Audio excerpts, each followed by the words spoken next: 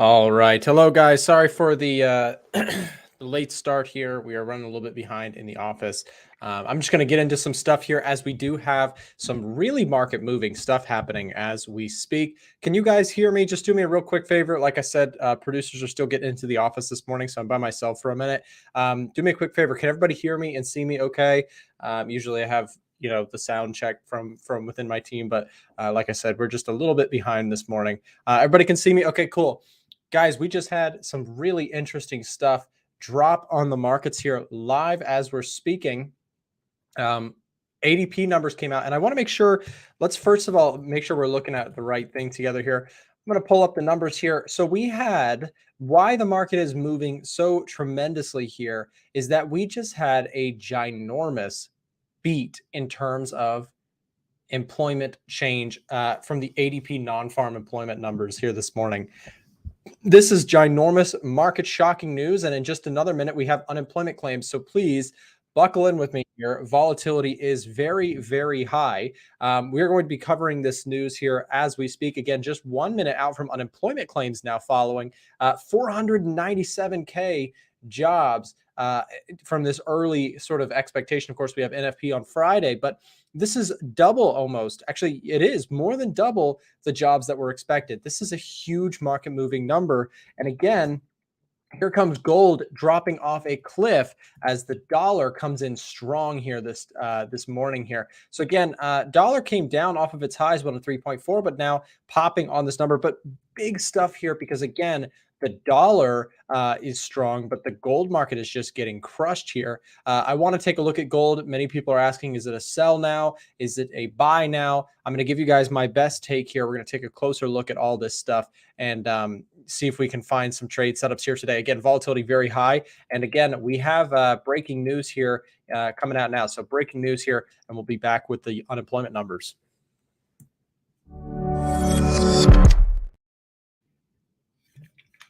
All right, unemployment claims coming out here, which should also move the markets. We'll see if it's in the same direction. We're going to get claims here on unemployment here in just a moment where the number is pending. If you guys are enjoying the stream, by the way, hit the thumbs up button. Let's get more people in the stream here, get some coverage going. We've got a long one here for you today. We're going to be covering this as well as numbers in about an hour and a half. So we've got a long stream. So I hope you have something to eat, something to drink. There it is, 248K, about as expected unemployment claims. And still dollar strength coming in. Gold driving back down. I mean, this is a strong sell-off here this morning. It's making me feel good that I got out of my gold long. I picked up gold yesterday and stopped out pretty quick, but I'm glad I did because, again, had I just tried to hold on with no stop loss, this would be a much tougher situation, I guess, in terms of price action. Yes, numbers came out here, unemployment claims, but really the big one, guys, today for people who are wondering what's going on, it's this one right here. ADP non-farm employment change came out at 497K compared to the forecast at 226K. This is ahead of NFP this week. This is a market-moving number, and we see gold coming down. I'm looking at the S&P 500. I'm very, very keen on looking to see if I can find a trade setup here, guys. I am looking on the long side, and I'm looking at a pullback, perhaps at like the 50% retracement. I start to get interested in trying to get back into this thing. We've had a really strong run up on the S&P. You guys, if you watch the stream regularly, you know this is my favorite thing to trade personally. Yeah, real big drop here off of this reaction. And let's see if we can drive lower. Again, my interest would be picking it up around the 50% retracement if you're looking at the S&P 500 with me. And yeah, I mean, things moving across the board here. Let's take a look at the Euro USD. Popped a little bit. Pound USD gave back a lot of gains here on the 4-hour chart. So it did seem like there was initially some strength against these pairs. I'm sorry, against the dollar. AUD USD also, we could take a quick look here. Down here this morning. Is the dollar really strong? Well, it's very interesting to me. Okay, it is. The dollar is strong. We're seeing a rebound in the dollar here this morning and still just chopping in this range, guys. I made this point yesterday, and I'll come back to this concept again. We have resistance up top, support down below. There's not, even with this strong number today, what from a price action standpoint, I think day traders, swing traders alike need to keep an eye on would be if we can actually break out of this resistance point. If you're a dollar bull, this is the barrier, right? This is what's been holding back dollar bulls as well as dollar bears, right? Down below here, this range has been just choppy, and we're waiting to see what happens there. Mo says my gold short is crushing. Congratulations on that. That's awesome. And yeah, we're looking for breakouts. We're looking for breaks either direction here. Possible breaks above or below price will be interesting on the dollar. Like I said, I went long yesterday on gold. It did not work out. Obviously, today it's down big. I stopped out though really, really early, so I'm glad that I did. Am I still looking to long gold? No, because my concept here, guys, was gold was making a nice series of higher lows, right? I liked this move. It also even kind of broke out of this downward structure. But now what we're seeing here today, guys, so this was my idea with being long gold yesterday. Of course, it looks silly in hindsight, but price started to form higher lows, looked strong. I picked it up here, and eventually it came back and broke underneath and stopped me out. Again, kind of invalidating my idea that this might be the formation of a newer trend. This is the tough side of trying to catch a new trend. If you do catch a new trend, the risk reward is fantastic, but it's tough. So anyways, again, higher lows were forming. Now we do not see that to be the case. Now what we see is sellers in control of this market and breaking through levels of support that buyers were so strongly holding on to. So for example, the area that I tried to buy into did not work out, and now has actually even become levels of resistance here, guys. So for those of you who are watching gold this morning, I mean, is it likely to retest all the way up in here? Probably not immediately. But again, for gold bears, I think gold bears are still in control of this market. We could drop down to the 1 hour chart, guys, and we can see what's kind of been going on. Big red candle off this news. Again, jobs numbers better than expected.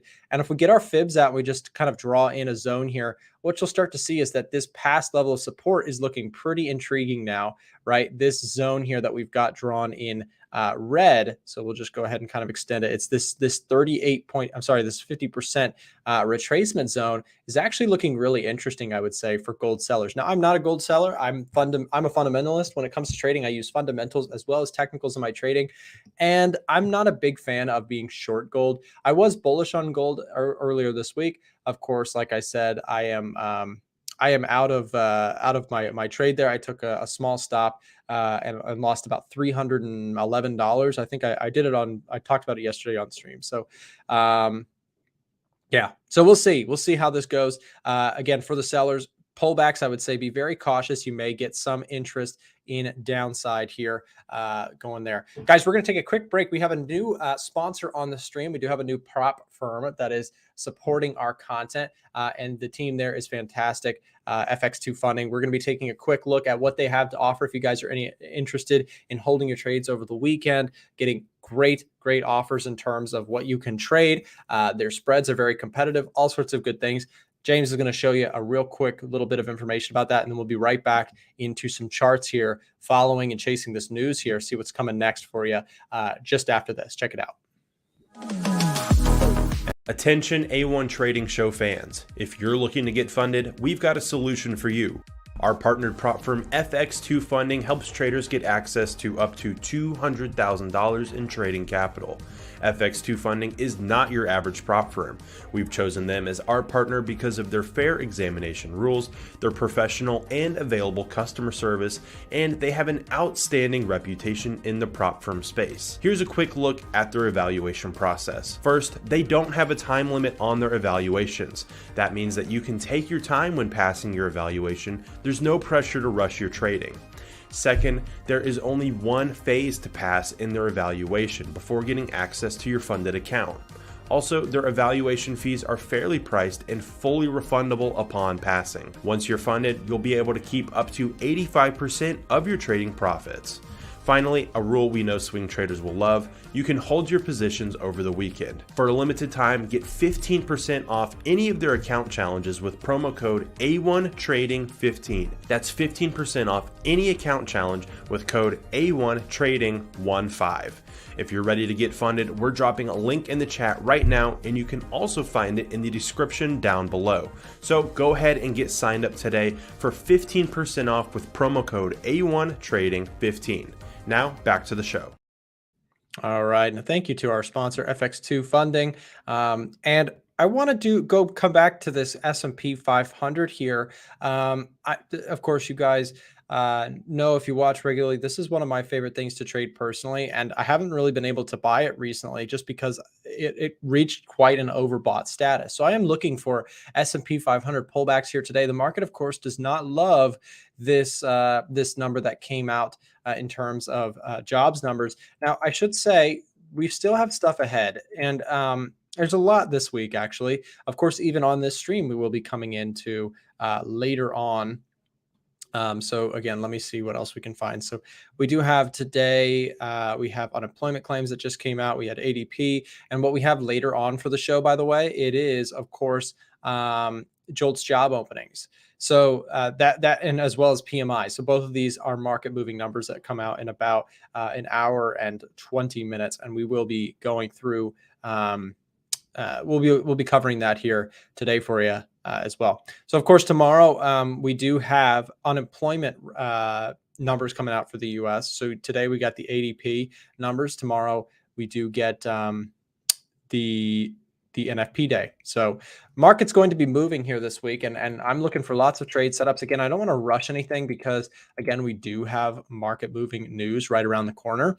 But this S&P 500 does look like it's due for a pullback. It's had really strong run-ups. I mean, when you look at the daily chart, this thing is still very bullish for me, and I'm just looking to see if I can catch pullbacks. And I think we're getting kind of close. But again, I'm going to be hesitant. I'm going to be cautious, especially ahead of NFP here this week. If you guys do have charts that you would like me to look at, do me a quick favor in the chat right now. Drop what you would like me to pull up, and I'll try and make some selections for what you guys would like me to look at. USD/JPY is one that I see right now. So let me see if I can talk UJ a little bit. So I am bullish on UJ. It found support here, but you know what I just don't love is well, let me back up. Let's start fresh. Daily chart is a little bit overbought, right? I mean, we've just been in a straight shot to the upside. Doesn't mean it can't go higher, but what I'd like to see is a very clear price action setup here. So perhaps, you know, as crazy as this sounds, I would be more interested in trading dollar yen on a break of the highs and a retest than I would at current levels. Just personally, I would like that trade a little bit more. Breakouts, retests, continuations. That might be one to look at. So we got some requests in the chat. Thank you guys for that, by the way. Gold, of course, we already talked about gold. We will come back to it. USD CAD, GU, GJ, the 2-year. We have charts, GJ, NAS 100, NASDAQ. Of course, we'll talk NASDAQ. You guys know I love the indices. So we will, of course, talk NASDAQ. Let me make sure I get up to date with the EDGEFINDER's watch list. If you guys are not familiar with this, this is our market scanning software here at A1 Trading. We build tools for traders, and we're a software company in Atlanta, Georgia. And this tool, what you're looking at, is our custom proprietary software. This is basically where I find all of my trade setups. What I do here is I come to the watch list signals tab, and I get an idea based on all of the metrics that you see across the screen, what are printing the most bullish or bearish readings. Okay, so for an example, dollar yen has been calling for a strong buy in the last few weeks. Dollar yen's been up a lot. So this is not necessarily a technical analysis scanner. This is more of a fundamental analysis scanner. What we often hear from people who are interested in our software is they get the technicals, they know how to find their setups using technical analysis, but they're looking for fundamental confirmations in their trading, which is what the EDGEFINDER is really special for. So we have USD/JPY, CAD/JPY, and Euro/JPY all as strong buys here on the EDGEFINDER right now. So I'd like to take a quick look at like CAD yen, see what's going on with these pairs here today. CAD yen has kind of fallen out of favor, I would say, in terms of a technical analysis perspective. I trade the 4-hour chart, so this would be a little bit less interesting to me. You do have sort of resistance coming into play now, right? So price was not able to hold support, kind of fell apart. So CAD yen would probably be off the table. Euro yen is kind of same boat, right? It was holding a support level, did not hold it very well at all. This level now actually looks like it might be turning into resistance. We'll watch to see how this zone holds or does not hold for the sellers. If this thing starts to actually break bullish again, perhaps there was kind of like a little bit of a fake out there that occurred, that perhaps there could be something there. but we'll watch out for that. Of course, if I take any trades, you guys will see them inside of our Discord channel. We've been talking this morning. If you guys are not already inside of the Discord channel, you can get access to all of the trade alerts being shared. If that's something you're interested in, I share all of my alerts in full detail. And I'm not going to lie to you guys, we are not 100% win rate traders. We trade what we are genuinely trading on live accounts every single day. No demo balling, no nonsense like that. When you guys see me take trades, I'm taking trades on real accounts, real money, no fake stuff. And if you guys would like to join our Discord, if you'd like to follow along and see the trades that I am taking inside of our group, feel free to join us. Right now, we're going to drop a link in the chat. If you guys would like more information about the Trade Alerts group, here's how you can do it.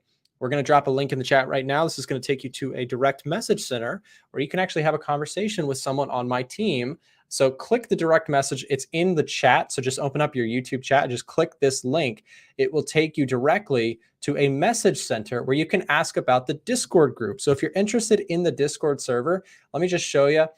You have a couple options here. If you guys are interested in our software, there's also ways to find out information about that. Just click chat now when it opens up and click 15% off the VIP signals if you have any questions about it. Again, just by being here on the live stream, you do get a discount if you're interested in the VIP group there. Also, if you're interested in the EDGEFINDER or you'd like to hear more information about that, please feel free to chat with us right now. There are people and real people, no robots, this is not an automated thing. We actually have team members on my staff who help people who are interested in getting memberships with us and learning with us. We take every member seriously. We're not, it's a one-on-one basis. We don't want to sell you anything that's not meant for you. And this is not a sort of a get rich quick, money-making scheme. This is real traders, real stuff. If you're looking to be in a real live room with professional grade traders, that is the group to consider. It is for serious people only. So please message us if you're interested. Someone mentioned NASDAQ. I'd like to pull up the NASDAQ. Again, taking a big dip here today is the NASDAQ. And again, big pullback here. Question is, how far does it want to go? Does it want to get a deeper retracement, maybe down into the 15,000 mark? It's getting close, and I might actually need to take an interest in the NASDAQ. I want to show you guys something. Let's go to the Smart Money Tracker for a second. Within our software, we have what is called the Smart Money Tracker. This is the COT data, essentially our way of visualizing the COT data. We try and make it really simple. We, for a long time, had a lot of people who, had been interested and fascinated in using the COT reports to trade with. And I've been using them for years. I've been looking at the COT data for years. I find it very, very helpful to get an idea as to what the most professional traders on Wall Street are doing with their money. Are they buying the S&P 500? Are they shorting the yen? Are they shorting oil? And if you know this information, of course, it's not a magical signal, but it can be very, very knowledgeable stuff. It's very important to have that information in the back of your head. When you're looking at gold, wouldn't you be a little bit more comfortable knowing, if you want to buy gold, that big money is doing the same? Or on the other side, would you feel comfortable shorting gold if you knew that the most professional money in the world was buying it actively? That would be a scary thing. COT data lets us look at objectively what hedge funds and large money managers are doing. Now, it's a little bit delayed. It's not a perfect thing like where you're getting minute-to-minute updates on what they're buying or selling, but it gives us an overall longer-term view of what they're doing. And I find it to be very, very useful information. So I mentioned I wanted to pull this up for the NASDAQ. The NASDAQ right now, guys, has actually tipped the scale. Institutional money is slightly more long now on the NASDAQ than it is short. Now, this chart that you're seeing up here, you'll see it's a percentage scale. All this shows us is that institutional money, and by the way, feel free to pause the video or pause the stream if you'd like to look at whatever asset you're most interested in right now. I know some of you guys are trading GBP pairs or Euro pairs or gold or dollar.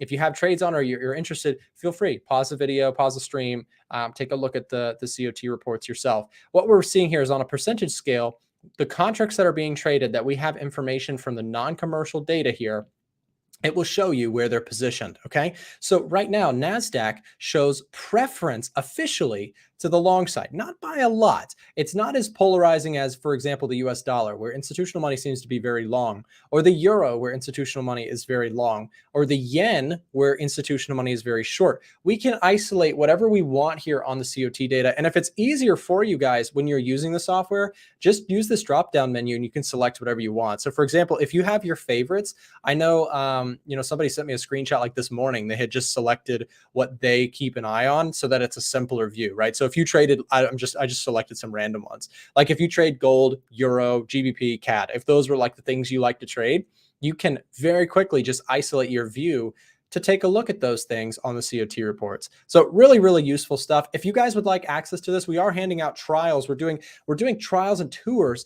for people who want to find out more about this information of this software.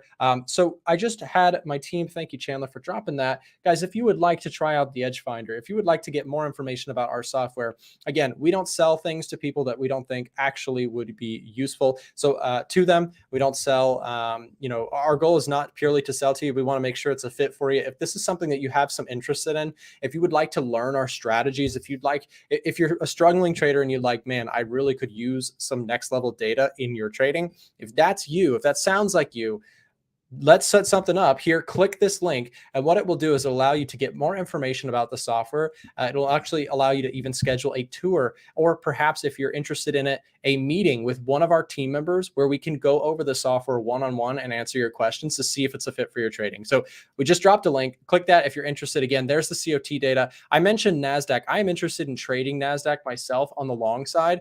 Again, big pullback here today is actually looking attractive to me. So I'm interested in perhaps a NASDAQ pullback to something like the 15,000 mark, and we're getting close. So I might actually be looking to execute that trade later today. Again, we do have numbers coming out at 10 a.m., which could be market moving. But again, if we keep driving lower, guys, I might pick up NASDAQ on stream today. What I would be doing if I do take it, I will be taking it on my broker that I trade indices on. For those of you guys who are U.S. clients, U.S. traders, we do actually have a partnership with Webull that allows you to get a ton of free stocks if you sign up with them.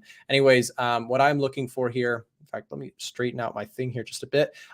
So I'm looking at my Webull platform here. This is what I would be trading if I do end up taking a trade on the NASDAQ. I trade QQQ, which is just a ETF that tracks the NASDAQ. So I'm watching the Qs here this morning. Big pullback, looking interesting. We're starting to come into some levels of support. So if that does occur, I might be picking it up, trying to see if I can catch a long trade on this one. And we're getting very close. So I might need to come back to NASDAQ. Guys, keep an eye on this one for me. If we keep going down, if we push lower, comment in the chat, NASDAQ. I guess I could set an alert. Let me just, I could be smart about this. We'll set an alert on the NASDAQ. If this one comes down, I'm going to look at this one. Yeah, we're gonna just set that alert. Okay, cool. Does that work? Yes. So if we get that cross, I might be looking at NASDAQ a little bit closer. I do like that. What's your thoughts on Nikkei? I wanted to buy it. Just looks very overbought. Web Trades, thanks for the question. JP225. I know Frank was trading this one inside of our group. JP225 has been trading real strong. I don't hate it. Honestly, this is looking like a pretty fair pullback here today. Now, again, depends your time frame horizon. If you're looking at the daily chart, I don't think that this is too bad at all. I mean, yes, it has been strong, but again, I would say that, right now, overall, in my personal opinion, I think we have still optimistic outlook for the rest of this year for the stock markets around the world, not just the US. And so perhaps a Nikkei pullback here looks interesting as well. Actually, let's see. I know Frank was looking at JP225 and also, sorry, I'm flipping screens like a million miles an hour. So JP225 is one that is on our watch list here. So I might need to look at this one closely as well. JP225, I don't mind it. It's still got a buy rating. COT shows institutional money is very long, the Nikkei. Retail sentiment shows retail traders are shorting the Nikkei. Seasonality suggest optimism this month. Let's do some seasonality, by the way, guys. We do have some time to kill here today. We're running the stream here all the way through 10 a.m. So we still have over an hour on this stream. So stick around. If I pass out, then you guys will have to take over the stream for me from there. I don't know how that works, but maybe the viewers can just take over the stream at some point if I pass out. Anyways, seasonality, part of the reason I am bullish on indices is, look at this. July and August are historically actually positive months in the last 5 and 10 years respectively. So I'm keeping an eye on this one. So we've selected S&P 500. If you guys want to, we'll do another sample one. Here's like the pound. So the pound looks relatively negative outlook here for the next couple months. So that could be an interesting one. If you wanted to take a look at like Euro JPY, you can see Euro Yen has a slight positive expectancy in the month of July, slight negative expectancy in the month of August. And we factor this in when we do our scoring algorithm for the EDGEFINDER. When we go back to that watch list, remember how I showed you all of these different categories have scores? Well, you can pull up the individual sheets for everything, right? So if I pull this up and I take a look at the if I pull up, Euro Yen or whatever you want, this is seasonal trends. If this is positive, we tick up the score for the Euro JPY, right?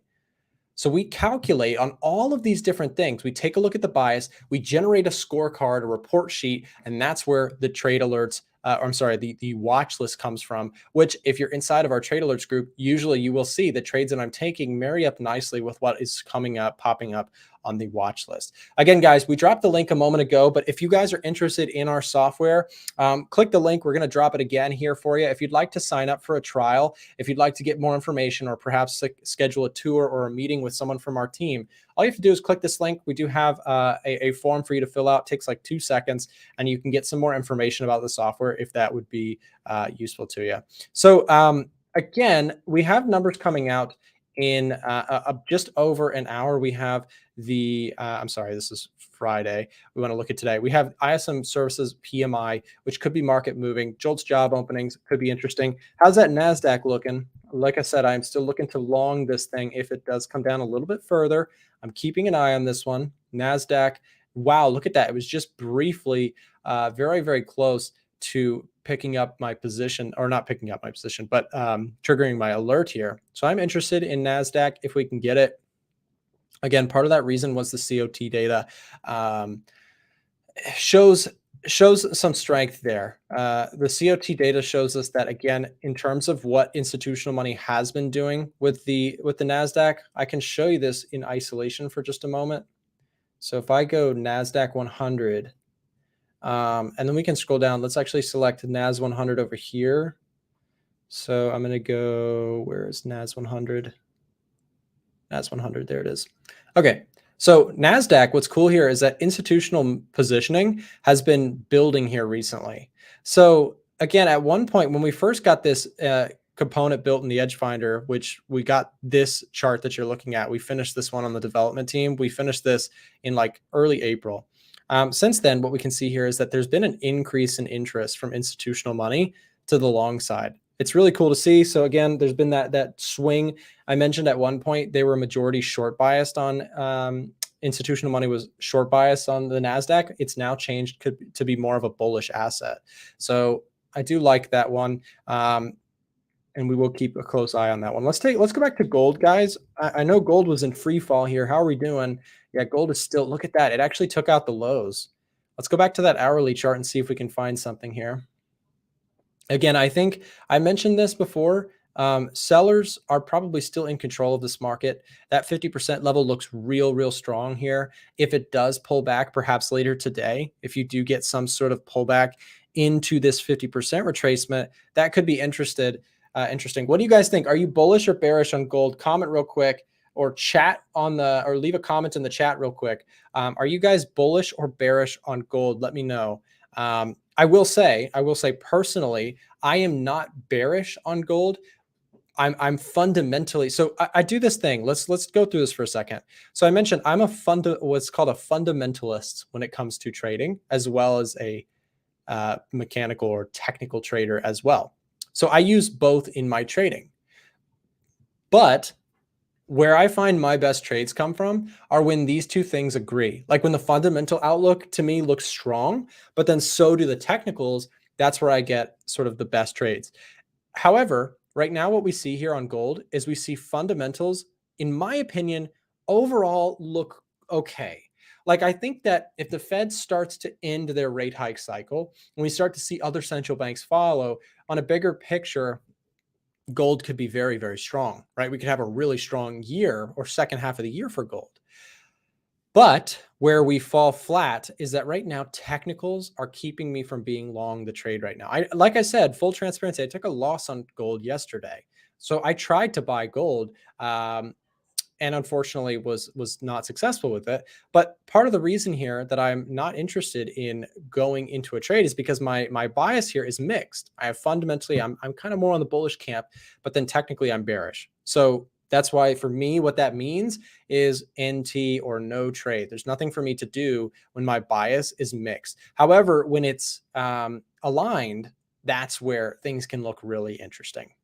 That's where I can actually take trades, right? So you might be asking, well, where are you aligned? Well, like I said, I come back to it again, NASDAQ. I like the NASDAQ on the long side because let's go through this here for a second on a technical and so let's talk fundamentals and technicals for a moment.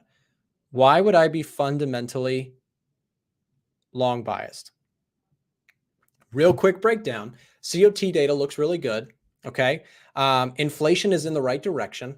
By the way, if you guys are enjoying the stream, hit the thumbs up button. You saw that little notification. Hit that thumbs up button if you're enjoying the stream. On top of that, the central bank here in the United States, the Federal Reserve, yes, they are sort of touting that they think more rate hikes are coming.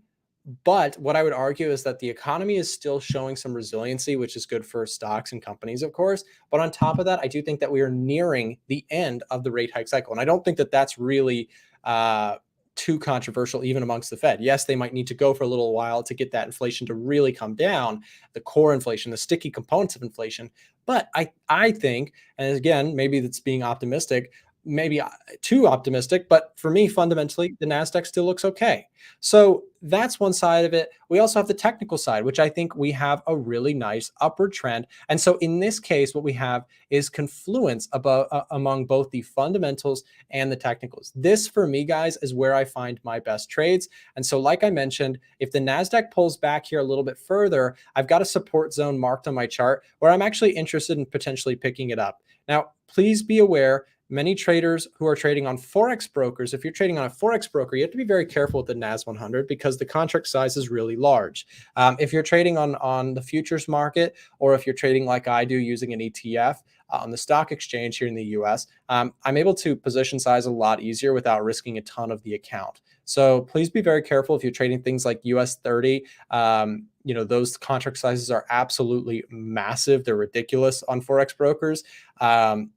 That's why, again, I think, trading it on an ETF or trading it through the futures market can be a lot more suitable to most traders' accounts sizes. I mean, even I have a larger account size and I still could make the mistake of over leveraging, oversizing if I was trading it on a forex broker. So just be careful with that. If you are interested in trading into the indices, be very, very cautious with that. You can make or lose a lot of money really quick if you're trading on some of things like NAS 100 on forex brokers or US 30. So just be very, very cautious with your sizing there. So NASDAQ very close. Guys, we're going to bring in Miko and Marco here in just a moment. They are on the show here today for our technical breakdown segment. I'm really excited for it. Before we do, you guys, we mentioned the EDGEFINDER, which is, again, our product. We have a partner on the show here today who is actually making it possible for people to get free, literally 100% free access to the EDGEFINDER if you sign up with our partnered broker here on the show. We're going to run a quick break, how you can find information about that out, and then we'll be right back with Miko and Marco to do some technical breakdowns on the markets. Here we go. Attention A1 Trading Show fans. If you're interested in getting free access to the EDGEFINDER or our premium trade alerts, listen up. For a limited time, our show's partnered broker 8cap is giving out free access to our products when you sign up for a new trading account with them. If you already have a broker, you may want to consider switching to 8cap because of their low trading costs, a wide range of trading assets, and their amazing customer support. If you'd like to get access to our software and Discord server for free, click the link being dropped in the chat right now and ask one of our team members for more information. Don't miss your chance for free products and an award-winning broker. Now back to the A1 Trading Show. All right, and we are back with the trio. What's up, Miko and Marco? Hey guys. Hello. Hello. Welcome back to the show. So this is our weekly segment, guys, in the audience who are newer to the shows. We bring on Miko and Marco, both very technical traders. It probably offers a little bit of a break for people in the audience who are not so interested in fundamentals. So this is why we have this very specific trio set up. Miko, Marco, let's start with you, Marco. What are you looking at here today in the markets? Feel free to share your screen. We'll pull that up, and you can take over from here. What are you looking at today? Sure. So I can identify a couple of news candles, such as this one and this one, for example, on the euro and the US dollar. Why can I see that there are news candles? Well, because the body is small and the wicks are absolutely huge. So usually I don't look at any news data, but I can identify them on the chart. And what I found after a news candle, usually the first move, which is this one, fails. So especially if I see a move moving down and descending, usually it fails and actually reverses in the opposite direction. So I'm expecting on EU a nice uptrend here. Currently, I'm not in any longs. I didn't get any opportunities to buy, but I'm definitely looking for a buy setup in the next, let's say, couple of hours. Let's say that this continues, then I would be looking for a flag. So that's it for EU. EJ is kind of forming this V reversal. Usually, most of the time when you get a V, you get a range and then it continues trending up, in which case I will be looking to buy, but as of yet, it's not looking good. So EJ is not on my radar. AU. So currently we're getting a large news candle, this huge red candle, and what I found, as I just said, the first move to the downside or to the upside usually fails. So what I will be looking for, that first move and then a possible descending and then a nice reversal to get in the opposite direction. AJ, nothing really, kind of very, very range bound in this general area.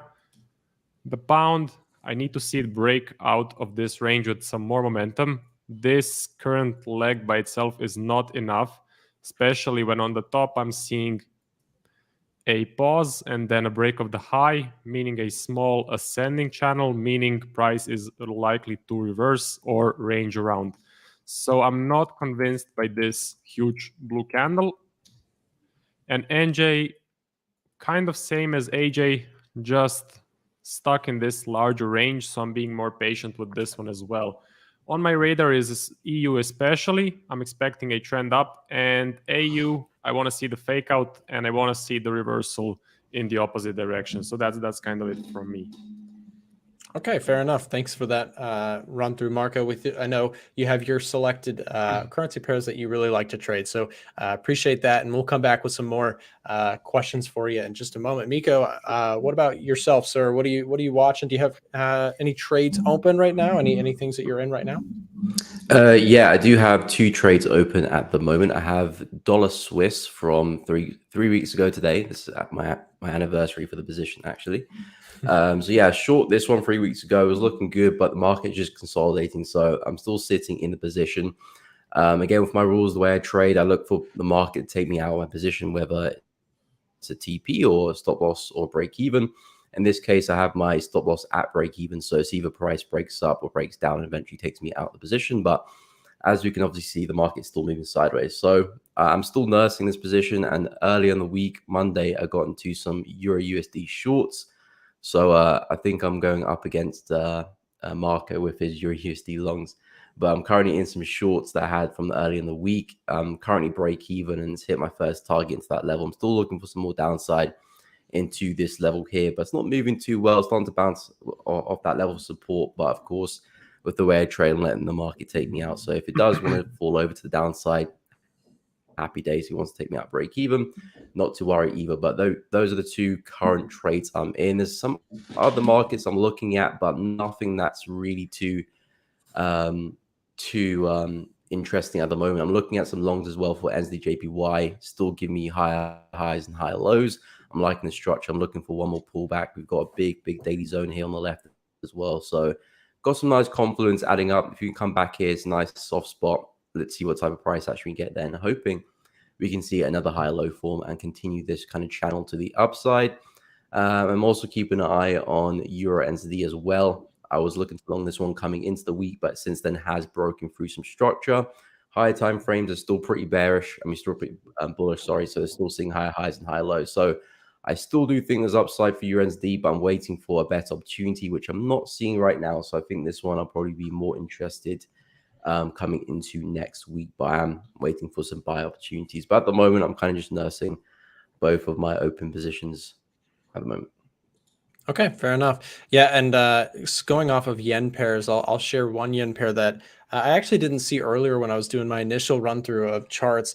I actually really like GJ here personally. What you can kind of see here, guys, is that from a technical perspective, we have on GJ here, nice series of higher lows. I mean, yen pairs just in general, I've been just very, very bullish on for the last, I guess, I don't know, for a long time here now. And part of the reason for it is, again, we've talked about it before. The yen on the smart money tracker has just showed that from an institutional perspective, big money is very short the yen. And so I've been pretty much looking exclusively for long trades when talking about yen crosses. So GJ, EJ. And from a technical perspective here today, really nice level of resistance here has been holding. And so I'm not looking to jump into a trade at this current level, but I'm not afraid of the idea of looking for like breakout pullbacks. So like, even though, yes, I mean, the value in this trade clearly in hindsight was along this trend line, we had this kind of nice higher low series. I really don't mind, as long as I have a good risk reward, looking at a trade, something like this, right? So if we do get the clear above this this previous resistance, if we're able to break out strong here, possible breakouts, I still don't mind this type of trade because I think I can get decent risk reward. So like, for example, if this thing breaks and closes strong, I might float a trade out there where I look for this like 183.8 level to come back in. My stop loss would just be back below market structure here. I would use that sort of as my defense line, and then looking for to just trail my stops as I usually would.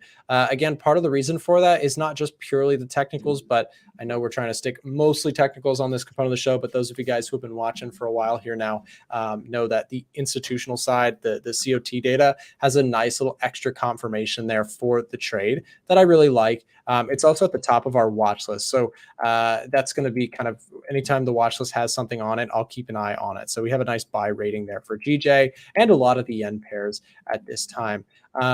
Marco, what do you think about gold? Absolutely dropped off a cliff here today. I'd love to get both of you guys' analysis on gold, because a lot of people keep asking about it in the chat here today.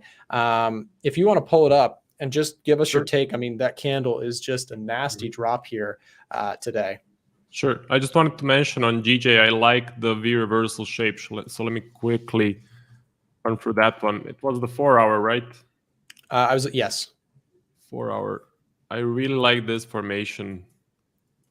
So when it goes down and back up with the same sort of momentum, usually, as I said, you get a range and then you push up. So this is really clean, I have to say. But for gold, so let me see on the 1 hour. Yeah, gold kind of expected to move down for me because I was seeing this sort of an ascending structure. Price was barely moving up, breaking the highs, retracing, so barely breaking the highs, then left a huge wick. So kind of expected it to go down. But again, I would need to see this one candle continue. I'm never convinced by just one candle. And it all depends what happens next. With news candles, which this one clearly is because it's absolutely huge, I need to see a straight continuation after it. That means the direction has been picked. If we kind of range around, usually you get a fake out. So you get a push in one direction and then it reverses in the other. So I'll be very careful with just this one candle. I would definitely wait for the next candle or a couple of more hours for the bigger players to kind of decide. Coming right back. I just had a little bit of a technical difficulty. Keep going, Marco. Yep, sure. So yeah, that's kind of what I think for gold. And what about you, Miko? I've been looking to short gold coming into the week. Unfortunately, it just missed my area of interest. So I didn't quite get the retest and the entry that I was looking for. I was looking retest of around 1940 and had a nice little trend line floating around here. So I was looking to see if we can spike. So if this wick just carried on a little bit further and wicked into the zone a little bit deeper and come into the trend line, then I'll be looking for my entries. But coming to the week, I was looking to see if you can respect this area and see some downside back down to the lows. Because gold, although it's been quite corrected, we have still been seeing lower lows and lower highs. So my bias for gold has been bearish ever since we cracked through 1940. The market's still been creating lower lows and lower highs. So I've been looking to sell it, and this was my area of interest, which just missed it. Unfortunately, if it came a little bit deeper, I would be looking to trade it, but it just missed it. Now gold's looking pretty bearish. Looks like we're probably going to come back into these lows here as well. So now there's not really much for me to do. It's kind of already moving. So my analysis behind it is still bearish, likely to come to support. But in terms of me looking to trade it, the ship has kind of sailed. So I'm not really looking at gold too much anymore. And I have a question for you, Miko. So this week we had some major news, very news-filled week. So do you pay attention to that? Do you kind of pause with your trading, wait for the news to play out, or do you just continue with your regular trading and forecasting?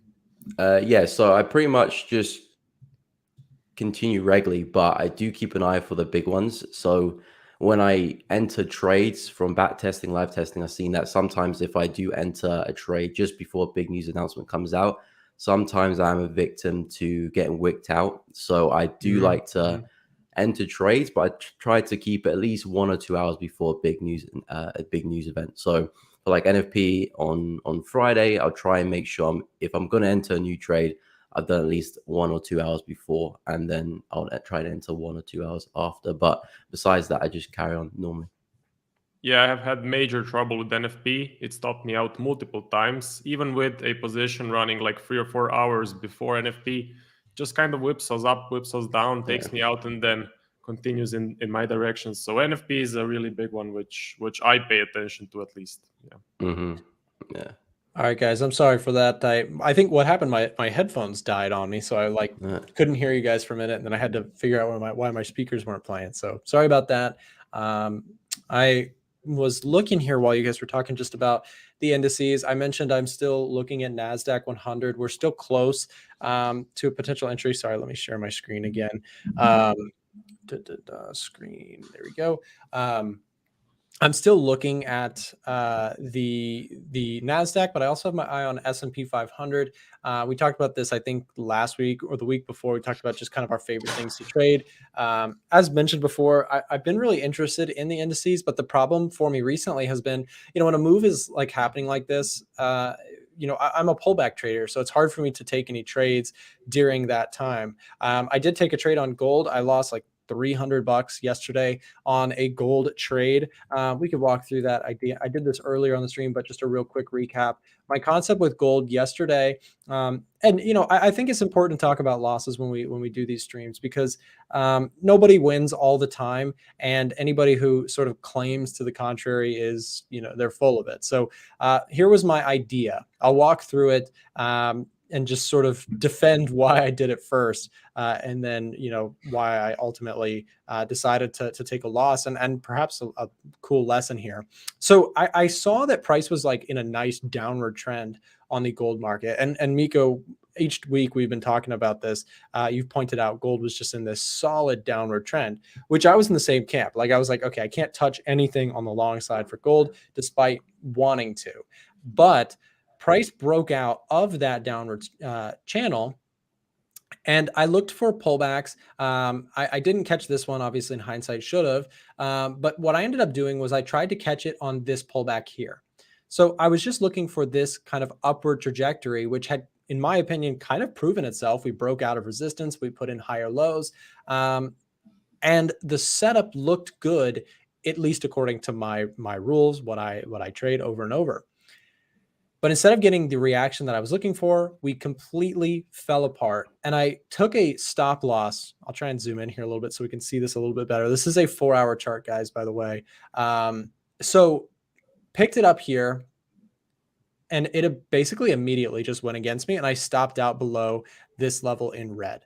The reason I point this out is, of course, losses happen, and it's important to address them and talk about them. I lost like $300 on this particular trade, but the reason I bring it up too, the learning lesson here is that, a lot of times newer traders, they get frustrated with stop losses, and they're just, this terrible thing that always, the market's just grabbing my stop all the time.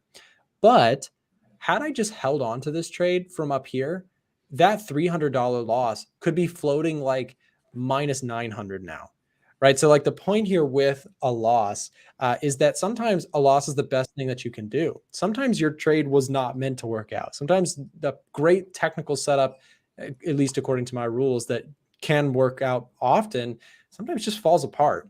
I don't know, Miko, what do you think about losses? How do you treat a loss? I know obviously the standard is like, oh, just act like a robot and act like it, didn't happen. It does hurt. It sucks when they happen.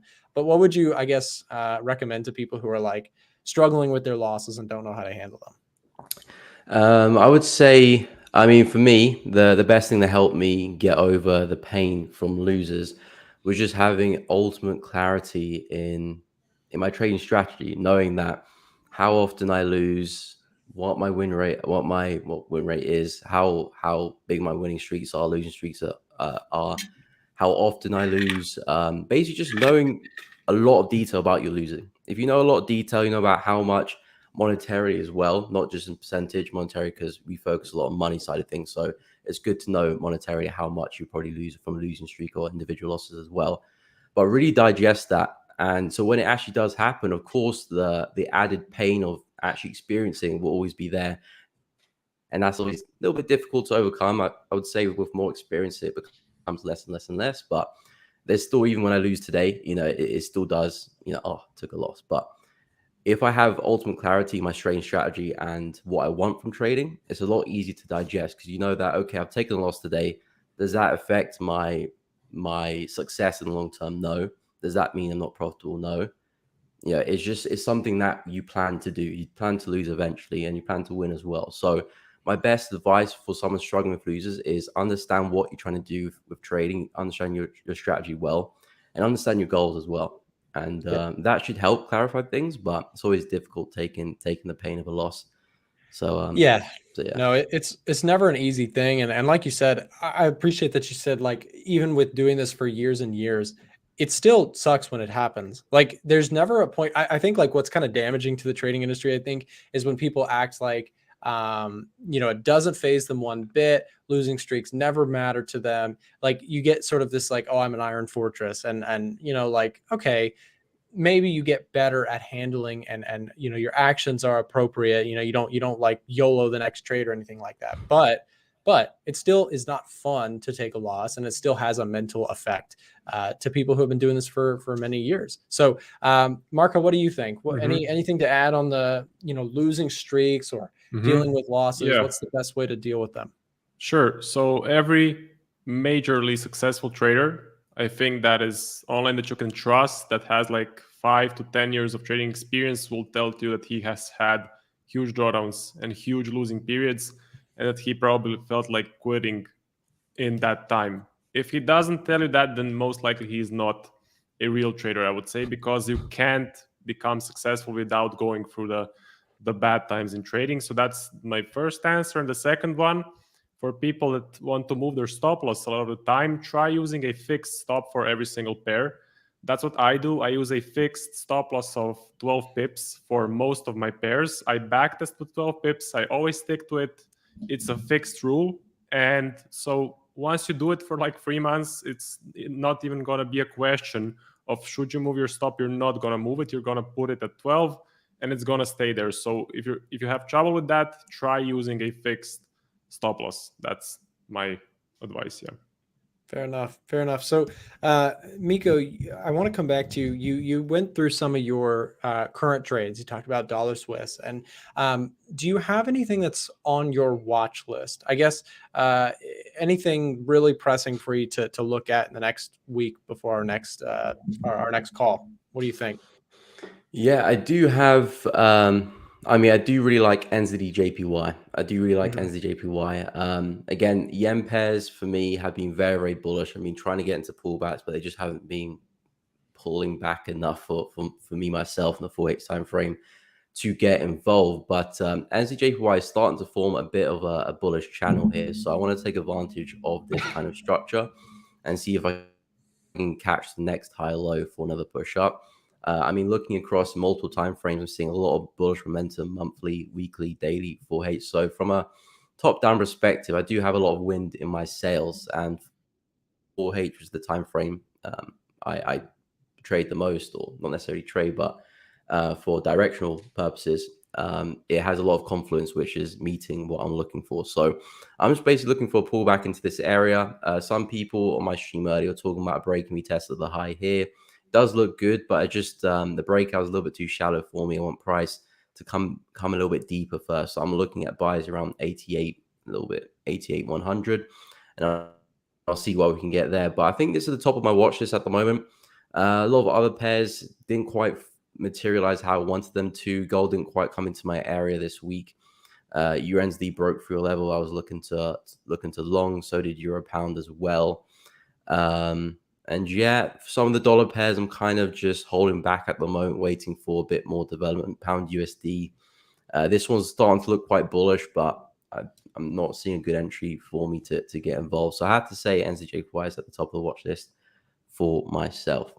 Okay. Yeah, I like that pair. I think, like I said, for me, and on the currency side, it would be GJ, as I mentioned, going through that chart. And I'll come back to these and talk about them in a moment. But then also, of course, the NASDAQ and S&P pullbacks I'll be watching here closely. Marco, anything else? Like I said, most pressing thing that you're looking at once the stream ends, anything that you're watching, I guess, the most closely. Yeah, so I'm waiting for NFP, to be honest. So Okay. NFP is tomorrow, usually stops me out, and I just wanted to go through. And it can move the market. So next week, I'll be seeing which pairs had a strong reaction and which pairs will start some trends. I'm seeing that the dollar pairs have definite potential. As I said, EU is on my radar. I'm expecting a nice uptrend from here. So let's see if NFP will go up, maybe push the markets a bit more. Also, AU, we have this new scandal as well. So let's see what happens after this one. I would say EU and AU are on the top of my watch list. Yeah. Okay, fair enough. Well, guys, thank you both for joining me on the show. Before we do say goodbye to you, let me remind everybody in the audience, if you guys would like to check out these guys' own YouTube channels, they've got great content that they're putting out and definitely deserve a subscription on YouTube if you have not already. So we're going to drop the links in the chat right now. Make sure to go follow these guys on their socials as well. Again, we try and bring on these guys every week so that we can get a technical breakdown and keep things real. These are, both guys that are really out there doing this stuff every single day. No hype, no cash, no Lambos, none of that, stuff. We're really doing this stuff. So appreciate you guys for coming on as always, and we will see you back next week. Sure. Thank you. All right. Yep. And yes, guys. So just to follow up, I mentioned I want to talk a little bit more about the GJ concept. So what I'm looking for here, GJ is breaking out really nice. And I do like this long side action trade a good bit. What I would like to see, you might say, well, how much of a breakout do you need? Like, would you buy it right here? And for me, not quite. What I ideally would like to see would be a nice break above to the point where we actually get like a 38.2% retracement. The problem with that is that that's really far away. So if I drop it down to the hourly chart, I might be able to get a little bit more granular with this. So like, let's say we take it off of this level here, right? So something just enough of a clearing of the highs, like we're currently testing the highs right now on GJ. If we could get like just a little push, right? Show me that we've really broken this level. Because here's the reason I say that, guys. A lot of times traders wonder why they get, false breakouts really can crush them. Well, right now, GJ could wick back down and just come right back down into this zone. What I think lowers that probability is if bulls are strong enough to actually break this zone, clean through the previous highs, and print what many traders are looking for, which is that higher high, like a strong, decisive higher high. So I'm looking for GJ, a higher high, and then any sort of pullback, I'd be interested in picking it up on the long side. One that I would say is closer to ready for a trade, like I said, is the NASDAQ. We are very close to a level that I was interested in picking it up on the long side. Again, we've had a nice little downward structure here.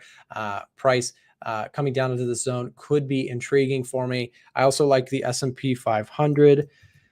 And so let's see, S&P 500.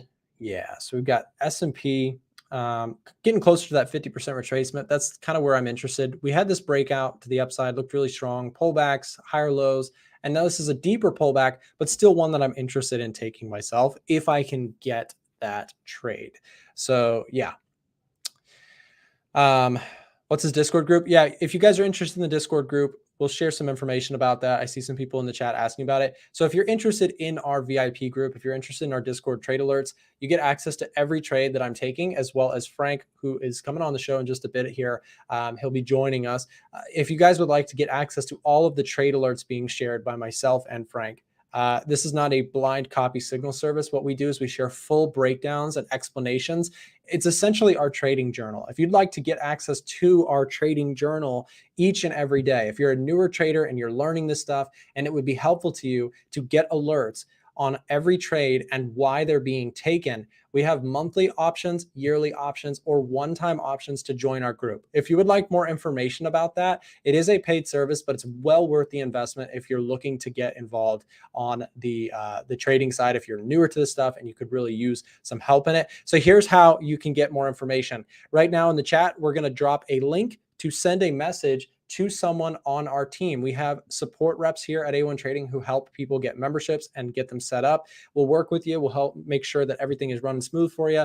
And with each person, you do have a dedicated person that you can reach out to at any time to ask questions, make sure things are good for you. So again, fill out the group, send us a message right now. You can ask us anything you'd like about the Discord channel. And again, all you have to do is click that link. It opens up a direct message center where you'll be connected not to a robot or anything like that. You'll be connected to a real person on our staff. We have 3 people who help people with memberships as a full-time job. So if that's if something you're interested in, there you go. Feel free to message us. And also by joining, by clicking that link, you also get 15% off our VIP group. If that's something you're interested in, again, just click the link and chat with us right now. So there you go.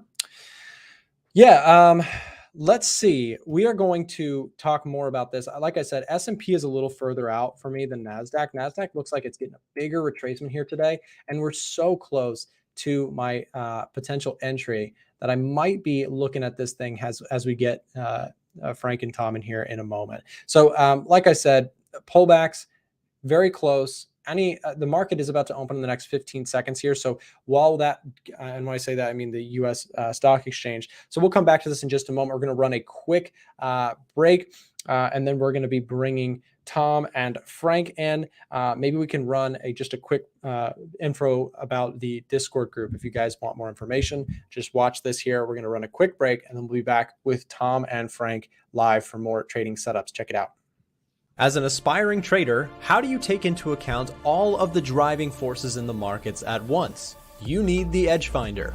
The EDGEFINDER allows traders to access powerful market data automatically. Access key sentiment analysis studies, such as the Smart Money Tracker, which shows what hedge funds and institutions are buying and selling. Or unlock the Retail Sentiment Indicator, which shows where retail traders are positioned now. Additionally, for traders looking to incorporate fundamental analysis into their trading, get access to our in-depth economic data scanners to find the strongest trends. The EDGEFINDER also ranks and scores all of your favorite currency pairs, commodities, and indices through our signals and watch list page. This page will show you the EDGEFINDER's current strongest buys and strongest sells by pulling together all of the data. For supporters of our show, we're offering a major discount on the tool today. To claim your huge discount or ask questions about the tool, send us a message using the link that's just been dropped in the chat now. Clicking this link will open up a live chat conversation with one of our trained support reps who can get you set up with the tool today, as well as a major discount. Now, let's get back to Welcome back to the stream, everybody. I am your host, of course, Trader Nick. No, I'm not. Trader Nick is taking a little break right now because we have more news to come here at 10 o'clock. But we are now joined with Mr. Tom, Simply Forex. How you doing today, Tom? Yeah, good morning, James. Good morning, Frank. How are you guys? I am all good. Yeah, crazy Tom, news earlier. Good, good. Yep. And we also have Frank on the show, of course. You guys know Frank and Tom. They are regulars on the channel. And so I'm just going to let you guys go ahead and take it away. If either of you want to, I see Tom is sharing your screen. Frank, if you want to share your screen, why don't we start with you, Tom, and you can tell us what you are, what's on your watch list to start the morning. Yeah. Okay, will do. Yeah, just on the back of that, crazy data we had earlier, that massive beat on expectations on the non-farm employment. I've just been looking at the reaction on the US dollar pairs. But all week, guys, I've been since Monday, literally, I've been looking to short a couple of the US dollar pairs, meaning US dollar strength. So if we look here, guys, you can see on New Zealand US dollar. So, we have had a change in structure on New Zealand US dollar. Okay, so for me, this is in a downtrend. All right, and then price retraced all the way back up to these highs here. And these highs are holding. Yeah, all of these wicks that have closed back into this last high. So the last high is holding. We are still technically in a downtrend. So I'm potentially looking to do this. Yeah, I've got some targets in here. These blue lines are my targets. This 6121 and this 6100 psychological level, but it could go further as well. All right. So if we look at that on the H4, guys, as well, yeah, is this level through here. Let me put a zone in so you can see this. But it's this level through here that hasn't been broken. And I've been trying to I've been shorting since here. I was shorting from here, yeah, and now I'm potentially shorting from here, guys. All right. So, yeah, I like the fact that this US dollar data supported my idea. And, I'm looking to take this lower. Especially if we break this level as well. I mean, that H4 candle is, confirmation enough. We can take shorts. But if we get a break of this level through here as well, hence I've got my alarm in here, that is just another added piece of confluence that this is coming down. And this is also the similar idea to pound US dollar. So although pound US dollar has gone, at the start of the day, it was flying up, yeah. But again, that US dollar data has brought it back. But again, if we go to the day chart, I too was seeing a breakdown in structure on the pound. So we were clearly in an uptrend with pound US dollar, okay. And for me, as soon as we don't make higher highs and we get a bit of a rejection, which we did with this candle, this could be a change in structure or even a slowing down in the trend. Yeah. And eventually, for me, it's broken down. Yeah. We've got lower lows, lower highs, and currently we're holding on to these highs. Again, there's an important grey zone. I say grey zone, a support and resistance zone. This level through here, guys. So if we take a look at that on the H4, and this level has kind of been holding. And again, I was looking for shorts from this level. But it'll be interesting to see how this candle finishes in the next H4 candle. And also the day chart, if this daily candle, we see a big wick that closes back into this grey zone, a candle that looks something like this, I am still bullish US dollar. Yeah, US dollar strength potentially back down to here. So yeah. Hey Tom, could I ask you something? Yeah, please do, Frank. In terms of dollar strength, how long in time frame are you looking out for? Is this short term, or are you looking at months down the line dollar strength? Because are we pricing it for more hike? Are we gonna price in, a couple more and sit in the high 5% range this year, or what do you think is going to happen? So yeah, they've hinted to another 25 basis rate increase next time. But for me, is if you talk to me in terms of what do you think, short term, mid term, long term, generally I'm looking at the different time frames, Frank. So if we look at the monthly chart, yeah, if we looked at this chart, New Zealand US dollar, this is just screaming out further US dollar strength from a technical point of view, not fundamental, obviously. But this monthly chart is in a nice downtrend. And just look at these candles. Yeah. Everything is still pushing this down. So, we've potentially got room back down to these lows, or even just back down to this level over here. But there's still a bit of room for this US dollar strength to move into. So yeah, it is not where it is short term, and also a slightly longer term view of this US dollar strength continuing. I got you. I think we might slightly disagree to some degree, but my opinion, I guess, is I think the markets they've been pricing in a lot of the time. So all 2022 was expectations of these rate hikes. So we were in a year of bear market. And now the market's been on an uptrend for the past, I guess, several months since the year started.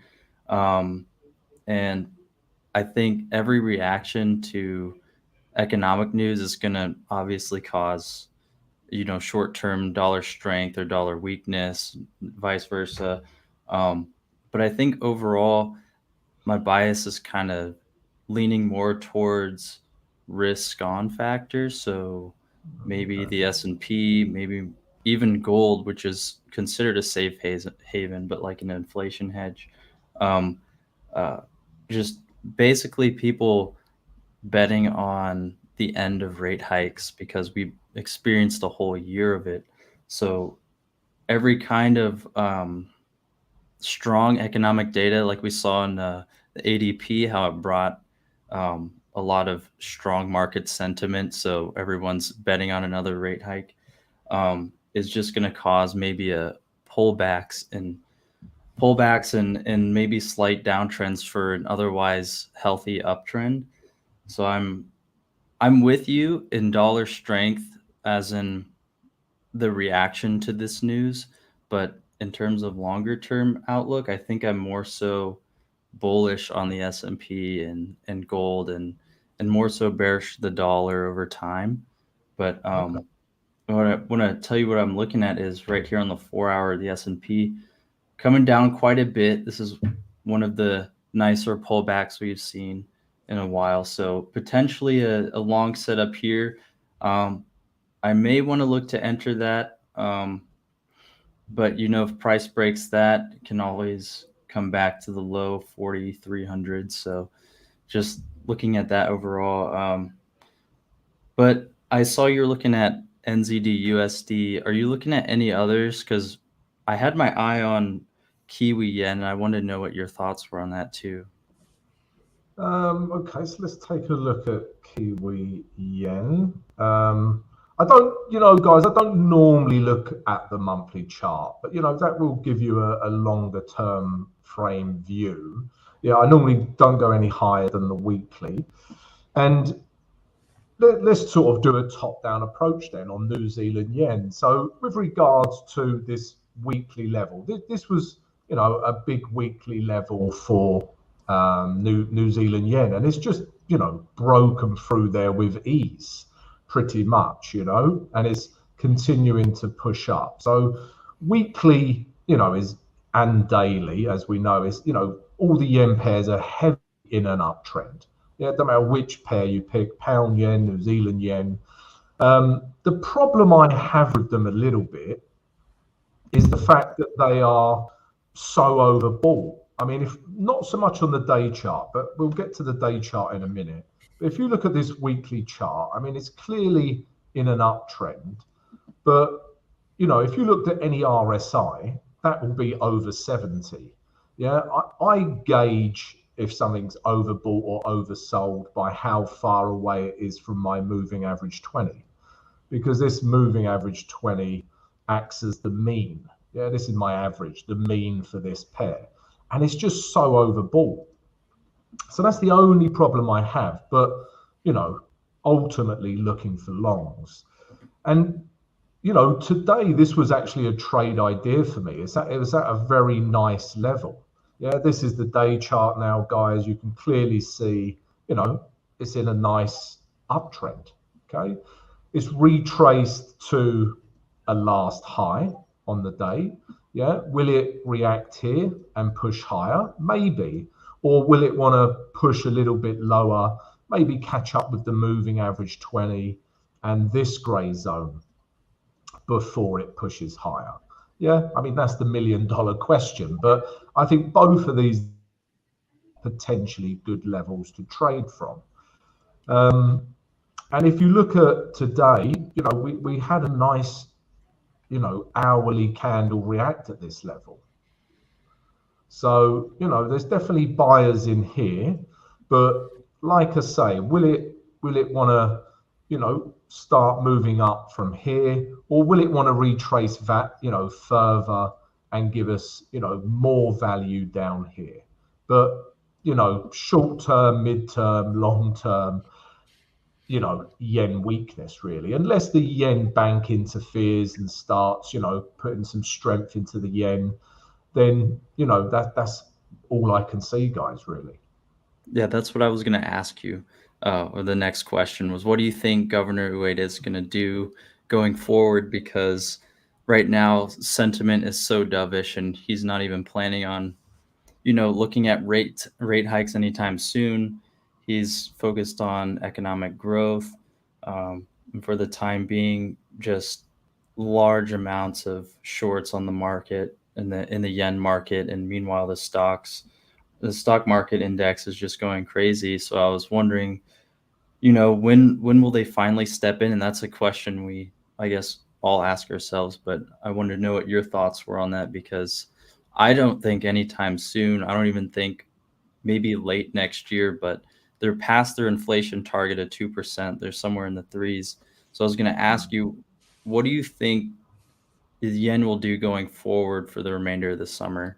Do you think it'll stay as dovish as it is, or do you think maybe, you know, Ueda will come in and sort of say, hey, we need to focus on lower inflation rates going forward? Yeah, with yen, you know, they got involved before, and there's nothing stopping them from doing it again. But it depends if something happens meantime, because we all know yen is a flight to safety currency. So, you know, God forbid something bad happens in the world, or you know, or you know, the indices, we enter a recession. You know, there's been loads of talk about, you know, historically, when interest rates are flying up as they are, ultimately that will lead to a bit of a recession. I mean, that's just proven in the history, you know, of trading, really. So I think it'll be more of a case of something happening, you know, in the world or macroeconomically that will give yen strength, because it's a flight to safety. So whether that's a recession and the S&P or some of the indices start, you know, falling down, or it's something, you know, something like, you know, I don't even want to say it, COVID or another war, you know, something extreme like that. I think that's going to be the that's what the yen needs to gather some strength, to be quite honest. Otherwise, I think it will have to be intervention by, you know, the Japanese government. So either massive crisis or BOJ intervention. Yeah, pretty much. Yeah. Sounds like a loaded conversation that I stepped into here, guys. Hey, check this out. So when I came in here to fill, James is a very, very tall man. And when I first came in here, he had to lower his seat. This is, if I was sitting with James's chair, look how short I look. I had to look. Oh, let's get it way back here because I'm not a very tall dude. James is like 6'4". He's a super tall man. So NBA while I was player. away, I did end up picking up the NASDAQ. Like I said, I was looking at it. Did come down to my level. I picked up NASDAQ long here. Stops are in place. I am aware that, the NASDAQ has had a really strong run. So if it does keep coming down, my concept will be to stop out here around 361 on my brokerage. I'm trading QQQ. But of course, the NASDAQ, we could compare it this here. I just want to update those of you guys who were pending on my NASDAQ idea. I did end up getting the fill. So I went long here off of pullback to this zone here. As long as this level doesn't break, I'll stay in it. So again, if this level breaks underneath, I'll be looking to get stopped out, as necessary. Not that I want that to happen, of course, but that's my risk management on the trade. I'm looking to see this. And again, this is kind of off the concept. Frank and I have been talking about this for a while. There is this weird play where there's certainly fears around recession, but there's also kind of this unwinding play that's going on with institutional money. You guys might have already talked about this a little bit, but we've kept an eye on the NASDAQ as well as the S&P 500 from smart money tracker perspective. I pointed out, in fact, I shared this trade alert. I can just pull up the screenshot 1 second. Pointed this out in the group. So Frank, you and I have discussed this a lot. Here's just a screenshot of the NASDAQ week over week positioning from institutional money. And you can see that going back to where we first implemented this feature within the EDGEFINDER early April, we've seen a pretty nice overall increase on the NASDAQ positioning from institutional traders. So I'm kind of trying to ride some of that wave. We have topped the 50% mark. So 56% of institutional money is on the long side. So I'm focused on the NASDAQ here today with a stop loss in place. I didn't mean to take over the conversation, but I just wanted to update people who are waiting on that. Tom, you were looking at some stuff with Frank before I got on. What have you not looked at that you wanted to cover? It was mainly US dollar pairs today. Like I say, maybe it was a turning point for the US dollar today. There's still more news to come out, so we shall see. Pound Canadian dollar is an interesting one. We've sort of got an inverted head and shoulders pattern. So if we take a look at this, this is the day chart, guys, and I'm sort of seeing an inverted head and shoulders pattern on Pound Canadian dollar. So I'm sure you do, but those of you that don't, this is the shoulder, this is the head, and this is the shoulder. Okay. Or we can see them. What's the opposite of inverted? I'm not sure. Or you normally see them like this, guys, head and shoulders pattern. But we're just seeing an inverted one. And the idea of a head and shoulders pattern is that when we break, this level, whatever distance this is, price can do that again. Yeah, that's the idea behind the head and shoulders pattern. I mean, obviously, in reality, it doesn't always play out like that. But if we get a break of this level, nonetheless, this level here, then, I think we've got a nice trade back up to these highs here at least with Pound Canadian dollar. So, but other than that, guys, just the US dollar pairs. Gold, obviously, gold has come down like, I don't know, something that comes down very quickly. And, it was just such a beautiful level. Yeah. It had so much confluence to, obviously it was news related as well, but we've clearly been in a downtrend on gold. Yeah. And once it got back up to these highs here, not only was it a nice, horizontal resistance level, but, I also like the dynamic resistance of the moving average 20, and we got 2 bits of resistance there. I just thought this was such a lovely area to enter on, from yesterday, really. And the news has just, accelerated this downwards. So, yeah, that was I love that entry. I cannot express to you how much I like that entry. But, yeah, gold has already come down and hit target, guys. So, those are a couple of things I was looking at. Cool. Thank you for sharing that, of course, Tom. Frank, I want to ask you a question about today. Would you mind pulling up the VIX chart on your own, on your end? What are your thoughts here today on the VIX? And tell for newer traders who are in the audience, what is the VIX? Why should it matter? And can it be helpful to people who don't necessarily trade stocks? Like who is the VIX helpful to? Right. So the VIX is the volatility index, and it measures, I guess, high volume trades in the market, but it's usually mostly geared towards the downside. So if we see high volume move in the S&P or the NASDAQ and it just absolutely tanks on a high volume move, you'll see the VIX spike up. So it's basically just an inverted S&P, NASDAQ, Dow Jones. But so what we use the VIX for is you can trade it, obviously, but looking at the VIX, when you see certain spikes like this, it could indicate a number of things, but usually one or two. So a big spike in the VIX is, okay, volatility is increasing. We need to watch out on the short side because there's a lot of selling pressure in the markets, or it could be a initial reaction. So you'll see a lot of the time the VIX doesn't stay where it's at. So a lot of the time you'll see a massive jump in price for the VIX, indicating lots of volatility, lots of bearishness, and then all of a sudden it just jolts right back to the lows, which means kind of a market scare, and then investors shake off all the fears. But you'll see over time that the VIX decreases in price because it's always depreciating. But the spikes are helpful to look at because the last couple of days too, it hasn't just been today, it's been yesterday and kind of the day before, but it came back to the lows as well.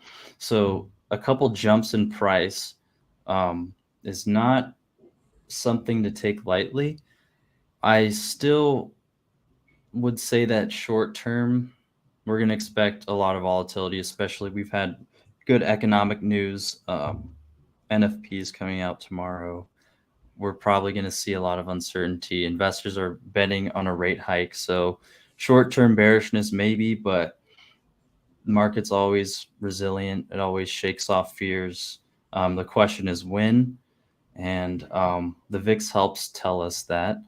I guess we'll have to see intraday price movements, and any downward pressure on the VIX will probably indicate that volatility's to the downside. Volatility is sort of declining, but this huge spike up 10%, 11% on the day would actually indicate, risk off environment. We have a fear gauge on the EDGEFINDER that measures this exact thing and takes the VIX is one of the things it takes into account. So yeah, Yep. that's basically and thanks for sharing that. Yeah, I think not a lot of traders know that much about the VIX. It's a very useful indicator. So thanks for sharing that. Tom, I want to ask you in terms of number one chart. I've been doing this trend where I've been asking people this question. Number one chart you're watching after the stream ends. What are you most interested in personally? Share that with us real quick. And then Frank, I'll ask you the same Nick, thing. you broke up a little bit there. What was the question? Oh, sorry. I think my computer is melting right now. I've been streaming for almost an hour and a half. Everything's melting in Dubai. It's like 100 degrees. Number one trading setup. Number one thing that you're looking at yourself after the stream ends. So what am I looking at? Probably a continuation of this New Zealand US dollar, guys. So yeah, like I say, I'm still interested in shorting New Zealand US dollar. And I'll be waiting for a break of this level. So as I explained to Frank earlier, for me, this is in a downtrend. Okay. It's still in a downtrend until these highs are broken. Okay. And they just haven't broken. Yeah. And on the H4, yeah, I'm just looking, you can see I've got an alarm in here. if I get a break of this level, because currently we're in a uptrend still, although we're not making higher highs. All right. So I just want to see this structure continue to break down. So if we get a break of this level, my alarm will go off. I'll spring into action like Chuck Norris. And then we get a slight retrace. Yeah. And then I'll be looking to take this price lower. Yeah. Potentially, to one of these levels, if not back down to these daily lows here. So that's what I'm looking at on, this is a trade I'm really interested in, New Zealand US dollar, but really need this confirmation to break this level through here. Okay, fair enough. Thank you for that. And Frank, real quick, last call, I guess, trade ideas, and then we're gonna react to the news here. Top setup here, I guess, today that you'll be looking at. Right. So I agree with Tom to a degree about dollar bullishness. But I think it also depends on what it's paired against. And I like how he chose the Kiwi dollar because of how dovish we think the RBNZ is, as well as the BOJ. So other than the S&P and gold longs that I'm looking for, I like UJ here on the 4-hour chart. Good rejection on both previous 4-hour candles. Looking for maybe even a retest at the highs. I don't really know how far it will go because it's largely dependent on the 2-year yield and, the dollar move, obviously. So I see a technical trade to the long side. And other than that, looking at S&P and gold.